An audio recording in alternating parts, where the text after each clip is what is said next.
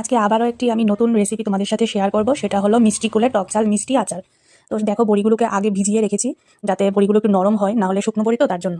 আর এখানে বড়িগুলোকে ভিজিয়ে ভালো করে ধুয়ে এবার হয়েছে একটু হালকা গরম করে বড়িগুলোকে নরম করে নেব, যাতে বড়িগুলো একদম শক্ত শক্ত না থাকে, চিটচিটে না হয়। সেজন্য একটু বড়িগুলোকে গরম ভাপ দিয়ে ফেলে জলটা তারপরে হয়েছে রান্নাটা করব। তো এইভাবে বেশি আমি গরম করব না, কারণ বেশি গরম করলে বড়িগুলো একদম গলে যাবে। তার জন্য হালকা একটু গরম করে ব্যাস এটা জলটা ফেলে দিয়েছি। এবার হয়েছে মশলাটা রেডি করে নিচ্ছি, যেটা হলো মানে আচারের আসল জিনিস। এখানে আমি অনেক কিছুই দিয়েছি, মিষ্টি জিরে, তারপর জিরে, তারপর শুকনো মরিচ, আর হয়েছে মানে আস্তা যে ধন্যাটা হয় ওইটা, সর্ষা, দেখো সর্ষাগুলো কিভাবে ফুটছে। আর দিয়েছি কয়েকটা গোলমরিচ। এগুলো এখন ভালো করে ভেজে নিচ্ছি। আর এগুলো ভেজে তারপর হয়েছে মশলাটাকে গুঁড়ো করব। এটা ছাড়া কিন্তু আচার একদমই অসম্পূর্ণ, এটা মাস্ট দিতেই হয়। যারা আচার বানাতে জানো তারা তো অবশ্যই জানো এটা দিতেই হবে। দেখো আমি মানে আচারের মশলাটাকে বেলুনের মধ্যে নিয়ে নিয়েছি, তারপর এটাকে গুঁড়ো করে নেব। আর এখানে আমি কড়াইতে একটা বড় কড়াই বসিয়ে দিয়েছি। বড় কড়াইতে এখানে দিয়ে দিয়েছি শুকনো মরিচ, আর দিয়ে দিয়েছি খানিকটা তেল, সর্ষের তেল দিয়েছি। সাদা তেল দিলেও হয়, আমার ঘরে সাদা তেল ছিল না বলে সর্ষের তেলটাই দিয়েছি।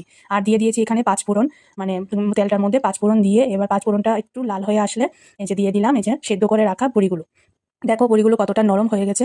আর এখানে বড়িগুলোর মধ্যে আমি কিছুটা লবণ, মানে পরিমাণ মতো যতটুকু বড়ি তার পরিমাণ অনুযায়ী লবণ, আর হয়েছে হলুদ দিয়ে দিয়েছি।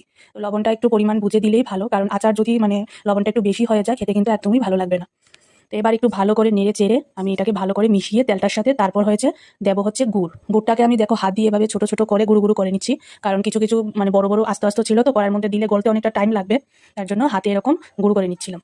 তারপর গুঁড়ো করে হয়েছে কড়াইতে গুড়টাকে দিয়ে দেবো। আর গুড়টা কিন্তু অবশ্যই বড়ির পরিমাণ অনুযায়ী বুঝে দিতে হবে, যাতে মিষ্টিটা ঠিকঠাক হয়। মিষ্টিটা যদি কম হয় আচার কখনোই ভালো লাগবে না।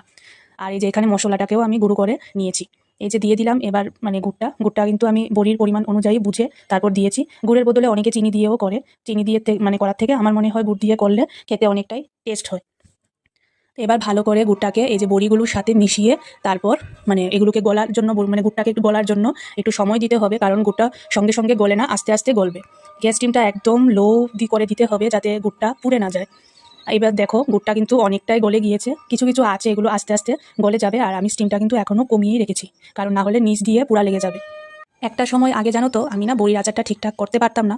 কারণ কি বলতো, আমি গ্যাস স্টিমটাকে বাড়িয়ে দিয়ে ভাবতাম কি হয়তো তাড়াতাড়ি হয়ে যাবে। তারপর দেখলাম যে না, গুড়টা না মানে হতে হতে লাস্টে পুড়ে একদম কালচে হয়ে যায়, আর আচারটাও একদমই ভালো লাগে না খেতে। এখন আমি বুঝে শিখে গেছি যে কিরকম ভাবে গ্যাস স্টিমটা কমিয়ে কমিয়ে আচারটা করতে হয়। এই যে দেখো আমার ফাইনাল আচারের লুক। আর আমি কিন্তু মশলাটা লাস্টে দিয়ে একটু নেড়ে চেড়ে গ্যাসটা বন্ধ করে দিয়েছি। এই যে এখন দেখো একদম মাখা মাখা হয়ে আমার আচার কিন্তু কমপ্লিট। আর বড়ির বিচিগুলোও কিন্তু আলাদা হয়ে গেছে, এতটাই নরম হয়েছে। তো আমার এই আচারের রেসিপিটা তোমাদের কেমন লেগেছে অবশ্যই জানিও।